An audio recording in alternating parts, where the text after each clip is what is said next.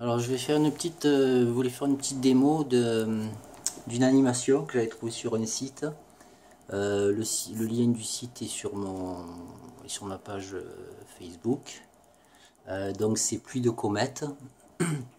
En fait c'était monochrome, enfin c'était qu'une seule couleur, ouais, monochrome. Donc j'ai fait plusieurs couleurs. Bon, ça c'est pas très compliqué, on peut en rajouter tant qu'on veut d'ailleurs.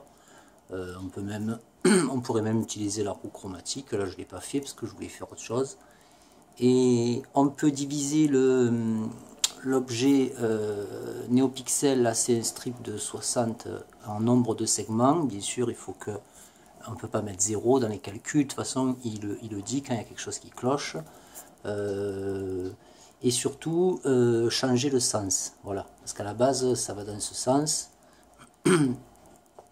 Sans être obligé de modifier la position de l'objet, bien sûr. Donc j'ai fait ça avec un petit indicateur, un booléen. Désolé, ah non c'est pas celui-là de code. Désolé si il y en a certains d'entre vous qui ont le mal de mer parce que je bouge. Il y a des médicaments pour ça. Donc là je vais mettre false. Voilà. Et là ça va monter cette fois. Moi j'aime bien dans ce sens en fait, c'est plus logique puisque c'est une pluie. Mais bon, selon comment on place l'objet, c'est bien d'avoir dans l'autre sens, et puis aussi pour d'autres. Voilà, là ça monte. Essayer d'élargir. Voilà. Ce qu'on peut faire aussi, c'est par exemple, je sais pas si on voit bien, voilà, nombre de segments. En fait, je peux diviser donc l'objet NeoPixel en deux, par exemple. Alors pour le moment, ça marche pas en descendant. J'ai testé tout à l'heure, mais je vais régler ça. Donc là, on va avoir deux comètes en fait qui montent.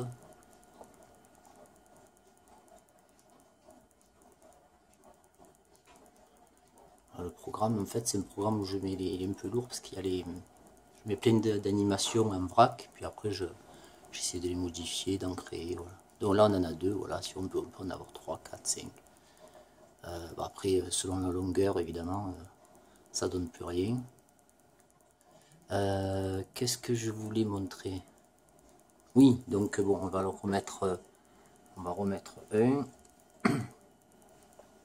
Je vais le remettre dans l'autre sens. Si je trouve le curseur, c'est barré sur l'autre écran. Voilà, je mets tout.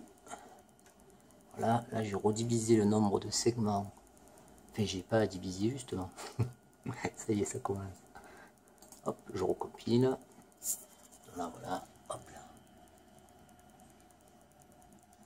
Alors, il y a c'est des statiques, les variables, c'est parce qu'en fait, ce programme, après, c'est un programme où je mets tout en vrac. Et elles se suivent les unes derrière les autres, les animations. Voilà, je les désactive. C'est pour tester, pour en stocker. Voilà, là on revient au truc de tout à l'heure. Et si on veut avoir un aperçu, donc je l'ai mis sur ma guirlande de Noël musicale. Et donc c'est le mode 18, donc là c'est le mode 17. Donc hop là, je monte, voilà.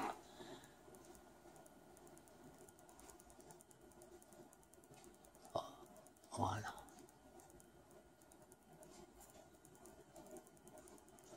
Voilà, il faut que j'accélère un poil la tempo, encore que, non, c'est pas mal. Voilà. Alors le petit temps d'attente qu'il y a eu, d'ailleurs j'ai cru que ça avait bugué en fait. Faut que je trouve, parce que il faudrait que ça accélère un peu quand même. Entre le passage de deux animations. Voilà ce que ça donne. Alors ça c'est deux strips de 300 mais sur la même sortie, donc ils sont parallèles. Et là pareil, on peut changer de sens, mais dans le programme de la guirlande je ne l'ai pas encore fait en fait. Voilà,